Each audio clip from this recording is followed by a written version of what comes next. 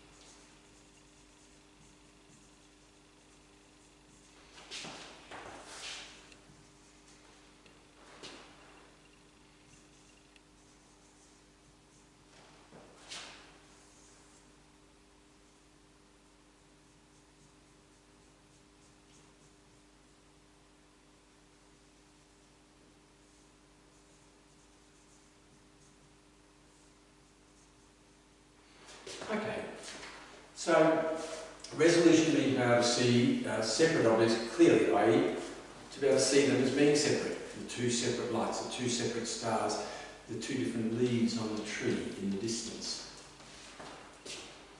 For example, two car headlights in the distance look like only one. As the car gets closer we can see that there are two. We can resolve the two objects, we can separate the two objects.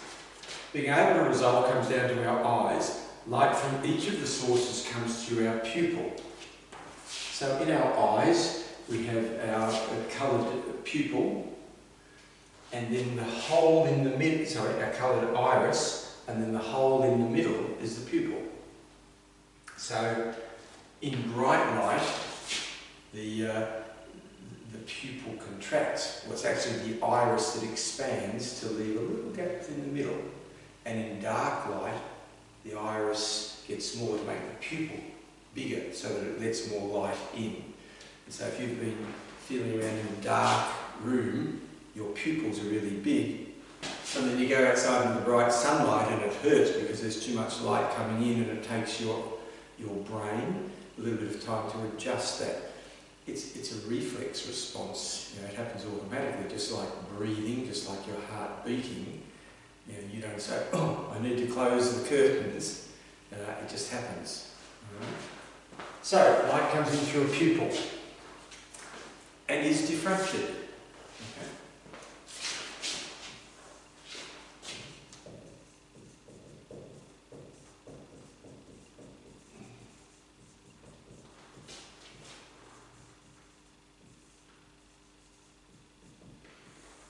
So light is diffracted by that pupil. Okay, one other little complication to throw in there.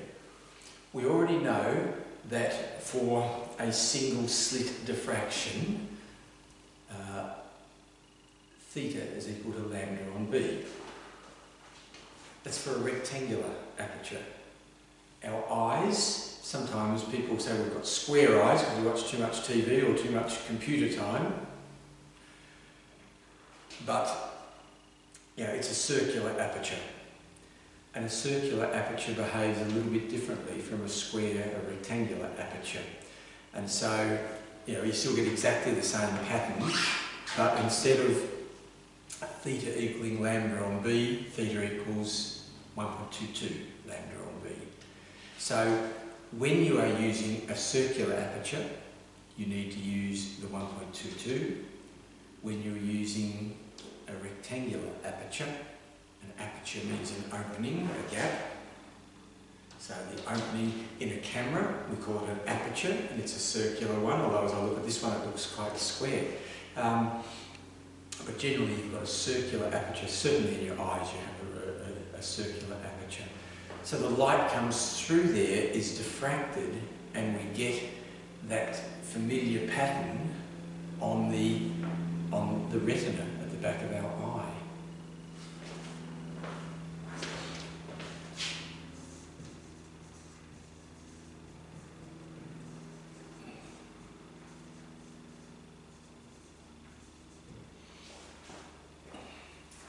There's been a few questions in the past where they've said, you know, estimate the distance away that you can see the two headlights of a car.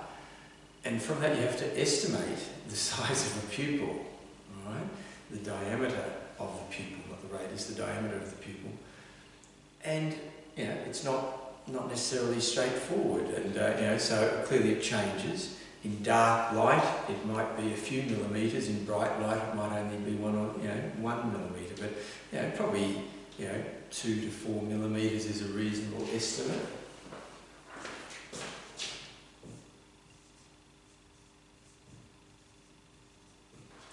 If you think of a centimetre on the ruler, you know, centimetre is shown there. That's taking up most of the visible part of the eye, and our pupils aren't that big. You know, when you're really wide-eyed and a bit frightened, you know, your pupils dilate, which means get bigger to let more light in, and they could be, you know, more than that. They could be 6 or 8 millimetres, I suppose. But just have a bit of a rough idea of what line they might be.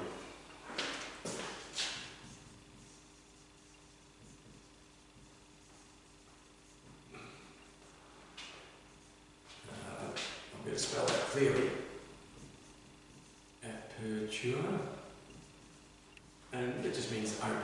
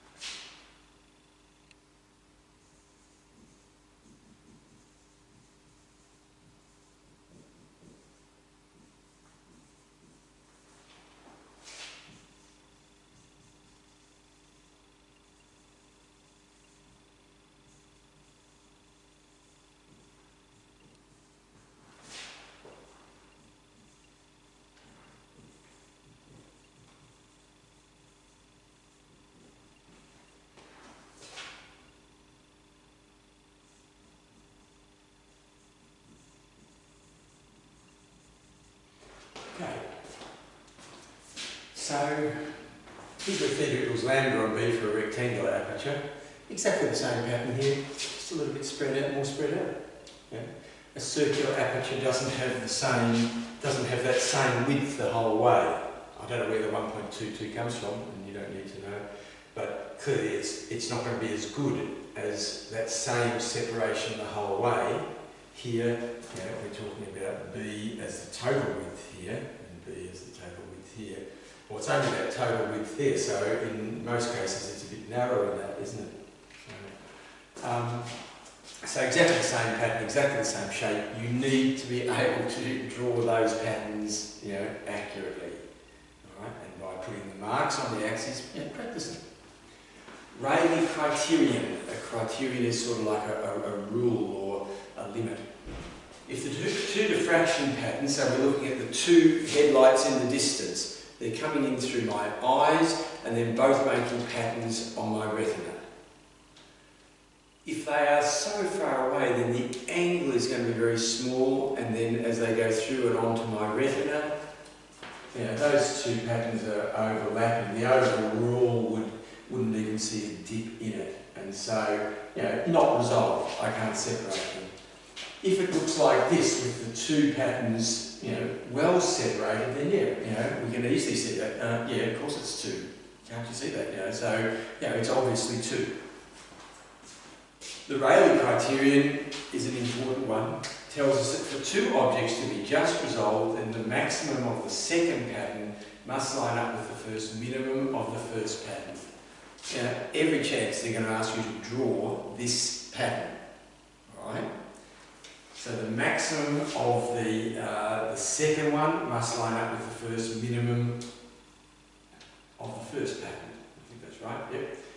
So this one clearly doesn't, but if this blue pattern moved along so it was lined up with there, then that's just resolved. Or if this one came in so it lined up with that first one there, then our eyes are just able to pick a bit of a dip in the intensity, and that's just resolved. Clearly it's going to vary from one person to the other. Some people have got better eyesight than others and the ability to resolve things. Can you read something? But that's the criterion, and so we'll do an example related to that.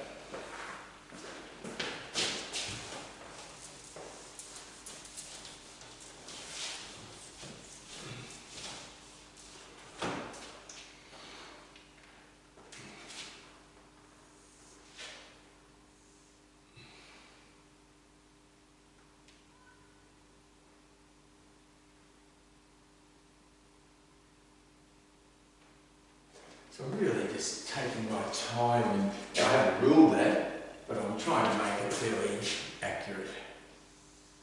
There's my pattern like that. Alright, that's a pretty nice single slit diffraction pattern. The second one will line up there on the first one there. So I'm going to have maximum like that, and then that one, and then that one, and then this one will be that one, and then that one. So that's just resolved.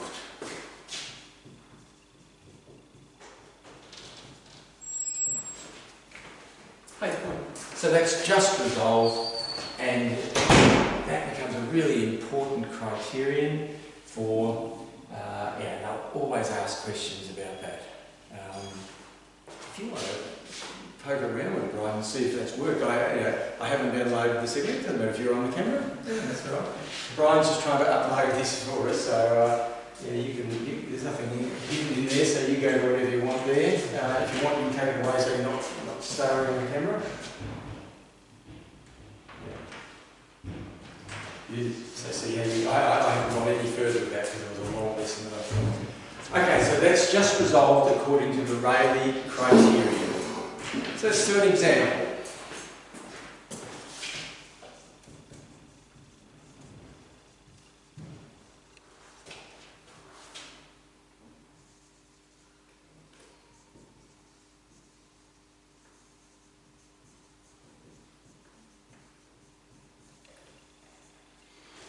Right, so let's estimate diameter of pupil. Let's go in the middle of that, 3 mil. Separation of headlights.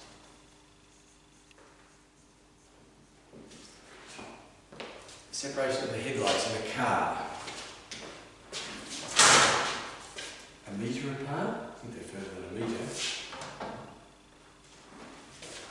Are they not just 2 metres? I don't think so. We'll go with 1.5 metres. Okay, and the wavelength.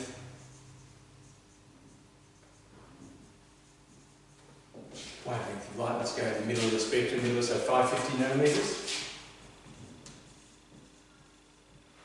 Alright, so that gives us some data now. So we've got the headlights in the distance.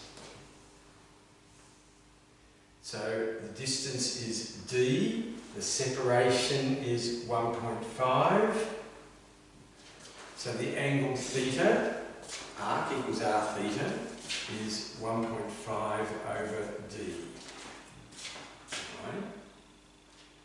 We're trying to, we want that angle to be less than 1.22 lambda on B. So 1.22 lambda on B equals 1.5 on D. So I'm using 1.22 because it's our eyes are looking at them. So therefore D equals 1.5 B on 1.22 lambda. Alright, D 1.5 B on 1.22 lambda equals 1.5 times B was 3 by 10 to the minus 3 over 1.22 times lambda, 550 by 10 to the minus 9. You'll know someone will work that out for me.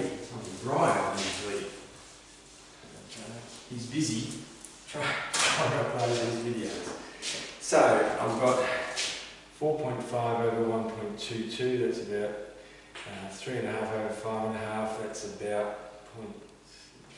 0.7, 0.8 or something. So I'm just estimating.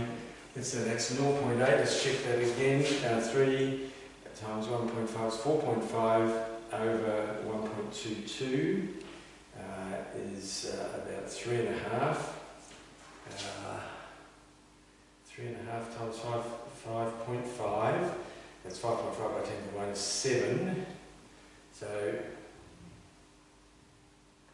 that's about 8 by 10 to the minus 7. Oh, hang on. I've lost the plot here. So 4.5 by 10 to the minus 3 over 1.2, that's another 110, so 670 minus 9 equals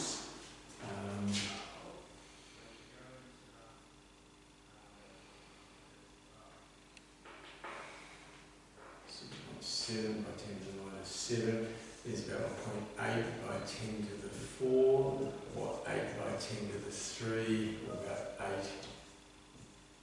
kilometres. Right, and that's not unreasonable. So, yeah, at least that gives you a feel for it if you're having to answer one like that.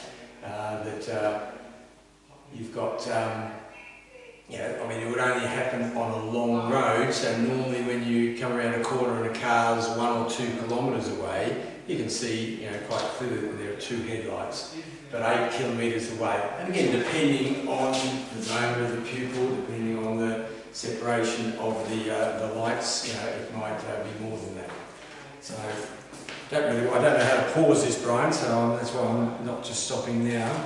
We'll continue on with that resolution.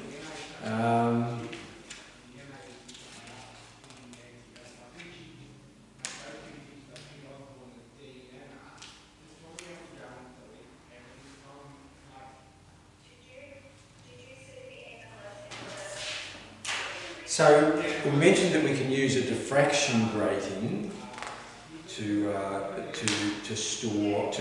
resolve things. So first of all, there was a comment in the book about pixel separation. When you spend a lot more money and get a lot more pixels on your screen, those pixels are smaller, and if pixels are if there are more pixels, then it's easier to resolve things as they're not blurry on the edges. So, the more pixels.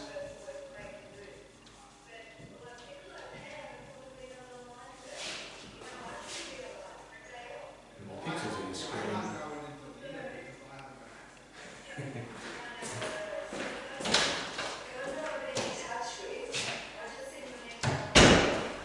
The more pixels in the screen, the easier it is to resolve a picture to see the detail.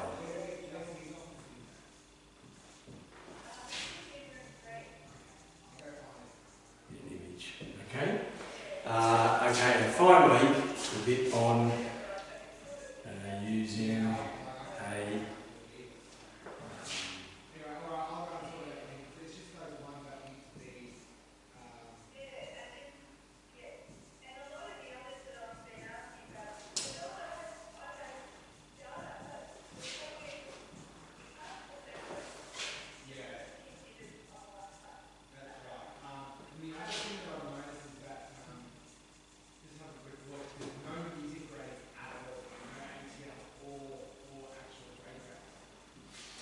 So using a diffraction grating, if we've got two similar wavelengths coming into a diffraction grating, can we separate them? Alright? And so it depends on which order maximum we're talking about. And if we talk about the first order maximum, then it's going to be harder to resolve them than at the second order maximum. So the resolving power of a diffraction grating, R is equal to delta lambda, other way around, lambda delta lambda.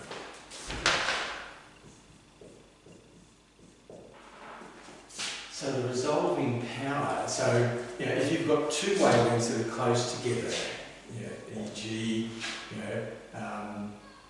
if you can resolve 500 nanometers and 502 nanometers, then delta lambda is equal to 2 nanometers, lambda is equal to 500 or 502, doesn't matter. So we've got that R is equal to 500 over 2, 500 nanometers over 2 nanometers is 250. That would be the resolving power of that diffraction grating. And the resolving power gets greater if you've got more lines per millimetre. And as you go out into the second and third order, so R is equal to, let's put a line box around that, R is also equal to M times N, where M is the order, and N is the number of lines per metre. That's the number of slits illuminated.